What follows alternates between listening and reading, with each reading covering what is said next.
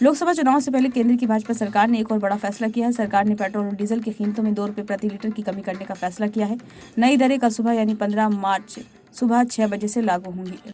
राष्ट्रीय राजधानी में पेट्रोल की कीमत अब 94.72 रुपये प्रति लीटर होगी, जो फिलहाल 96.72 रुपये प्रति लीटर है। ऐसे ही डीजल 87.62 रुपये प्रति मिलेगा, जो अभी 89.62 रुपये प्रति लीटर है। केंद्रीय मंत्री हरदीप सिंह पुरी ने ट्वीट कर कहा कि पेट्रोल और डीजल के दाम 2 रुपये कम करके प्रधानमंत्री नरेंद्र मोदी ने एक बार फिर साबित कर दिया कि करोड़ों भारतीयों ने अपने परिवार का हित और सुविधा सदैव उनका लक्ष्य है। केंद्रीय मंत्री ने महाकवि रामधारी सिंह दिनकर की कविता के जरिए पीएम मोदी की सराहना की। उन्होंने लिखा, वसुधा का नेता कौन हुआ, भूखंड विजेता कौन हुआ, अतुलित यश क्रेता कौन हुआ, नवधर्म प्रणेता कौन हुआ, जिसने न कभी आराम किया, विघ्नों में रहकर नाम किया। उन्होंने लिखा, जब विश्व मुश्किल दौर से गुजर रहा था, विकसित और विकासशील देशों में पेट्रोल के दामों में 50 से 72% तक की बढ़ोतरी हुई और हमारे आसपास के कई देशों में तो पेट्रोल मिलना ही बंद हो गया। तब भी 1973 के बाद आए 50 साल के सबसे बड़े तेल संकट के बावजूद पीएम मोदी के दूरदर्शी और सहज नेतृत्व के कारण मोदी के परिवार पर आंच नहीं आई। भारत में पेट्रोल के दाम बढ़ने की बजाय पिछले 2.5 वर्षों में 4.65% कम हुए। उन्होंने आगे लिखा, भारत में ईंधन की सप्लाई निरंतर बनी रही, सस्ते दामों पर बनी रही और हमारे कदम निरंतर हरित ऊर्जा की ओर भी बढ़ते रहे। यानी भारत ने ऊर्जा उपलब्धता, सामर्थ्य और स्थिरता को बरकरार रखा।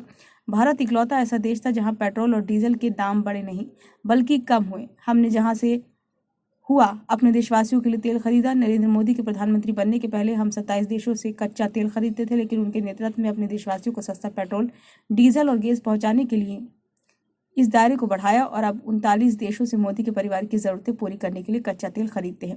उन्होंने बताया कि तब का तब था, लेकिन आज भी कई देशों की तुलना में भारत में पेट्रोल के दाम देखिए। 14 मार्च 2024 को रुपए के आधार पर भारत में पेट्रोल का औसतन 94 प्रति लीटर है, लेकिन इटली में 168.1 यानी कि 79% अधिक, फ्रांस में 166.87 यानी 78% अधिक, जर्मनी में 159.57 यानी कि 70% अधिक और स्पेन में 145.13 यानी 54% अधिक। और ऐसे ही डीजल के दामों की तुलना कीजिए तो यदि भारत की औसत 87 प्रति लीटर है तो इटली में 163.21 यानी 88% अधिक, फ्रांस में 161.57 यानी कि 86% अधिक, जर्मनी में 155.68 यानी कि 79% अधिक और स्पेन में 138.7 यानी 59% अधिक।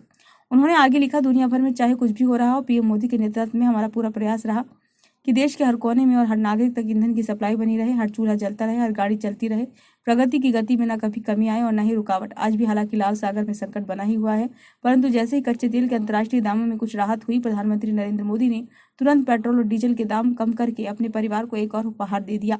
उन्होंने बताया कि प्रधानमंत्री मोदी ने 2 अवसरों पर नवंबर 2021 और मई 2022 में पेट्रोल और डीजल पर सेंट्रल एक्साइज कम किया और ये सुनिश्चित किया कि भाजपा शासित राज्य वैट की दर कम करके ये राहत सीधा मोदी के परिवार को पहुंचाए। यही कारण है कि आज भी भाजपा शासित और अन्य राज्यों के बीच पेट्रोल के दामों में लगभग 15 रुपये और डीजल के दामों में लगभग 11 रुपये तक का अंतर है। उन्होंने पहले 2 बार में एक्साइज घटाकर पेट्रोल के दाम 13 रुपये प्रति लीटर कम हुए थे और डीजल 15 प्रति लीटर। आज की कटौती के बाद नवंबर 2022 से लेकर अब तक पेट्रोल दाम में हुई कुल 15 रुपये की कमी और डीजल के दाम में कुल 17 रुपये की कमी आई। उन्होंने लिखा, जब हमने अपनी उज्ज्वला परिवार की बहनों के लिए सिलेंडर के दाम घटाकर 503 रुपये किया, तब भी कुछ पार्टियों ने इस कदम की निंदा की, लेकिन फिर भी अपने शासित राज्यों के वैट कम नहीं किया। बात बात पर पीएम मोदी की और विदेश जाकर भारत की निंदा करने वाले और गरीबों के हित का झूठा दिखावा करने वाले जो अब भी पेट्रोल 15 रुपये महंगा बेच रहे हैं, उन्हें अपना सिर शर्म से झुका लेना चाहिए।